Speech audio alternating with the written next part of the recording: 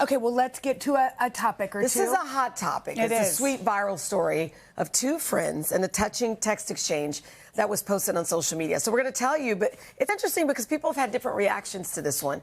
So the text is one friend revealing her recent pregnancy to another friend. Here's the deal. That other friend has been struggling with infertility. So the text read in part, quote, "I am in the very early stages of pregnancy, like 3 weeks.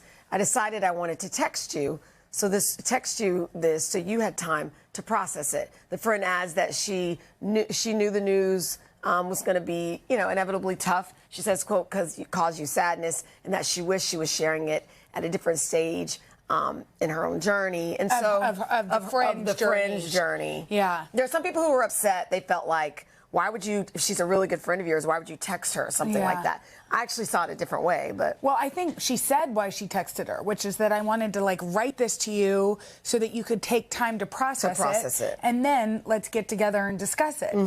That actually makes perfect sense. And I think sometimes when we're nervous to have conversations, it's best just to have them in any way we can. I agree. And so, look, ideally, should she have maybe picked up the phone and said, "Hey, can I talk to you?"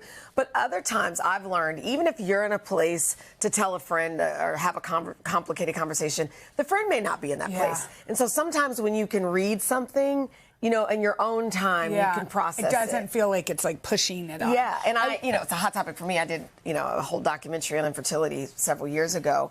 And the reason why I did the documentary was because I felt certainly not guilty that I had children, but there were just so many really close girlfriends in my circle, and my sister-in-law at the time.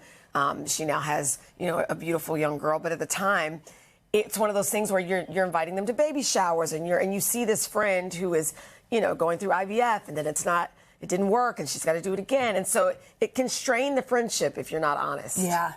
Yeah, I mean, when I started this show, actually, I was hired, and then right away I found out I was pregnant with Hal. And I didn't feel, for a minute I felt like, oh gosh, can I do both, whatever. But what I really felt was I knew that Hoda was in the process of adopting a second babe.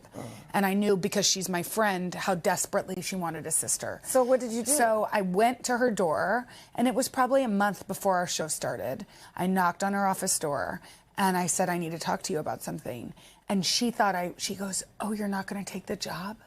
She thought I wasn't going to take the job. And I said, "No, it's not that." I said, because I cried, because there was a level of worry for my friend. I said, "No, I'm pregnant. And I know how bad you want another babe." And so we had this beautiful conversation. She hugged me, and I said to her, "My mom always says everybody gets their baby when they're supposed to." And she was, of course, wildly understanding. And I left. And then we did 1 week of our show. And I get a FaceTime. I'm about to interview Cher. I'm at the Starbucks getting a coffee. And I get a FaceTime. And Hoda said, "I want you to meet somebody." So before 1 week, I hadn't even, I was still hadn't even told anybody I was pregnant besides Hoda and Savannah and some really close friends. My husband, he knew. Well, he just had a tiny part in it. Yeah, not a tiny part. Well, okay, fine. So anyway, so whatever. The whole point is, we had a beautiful conversation. Her baby came to her right when the time was. Just like you said, you know what? I had a teachable moment in this moment, listening to you speak. I know for me, some people are very good at having tough conversations. I'm not good at it. I think it's a developed skill.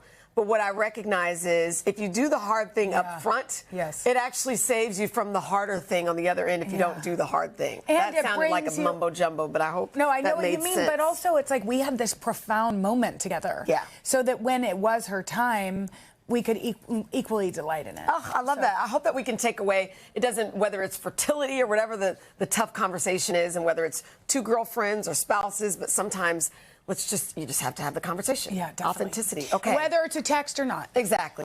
You guys, thanks for watching. I know. Come join us for all the fun every weekday on NBC. Yeah, and don't forget to take us along when you're on the go. Follow the Today with Jenna and Sheinelle podcast on Apple Podcasts, Spotify, or wherever you listen.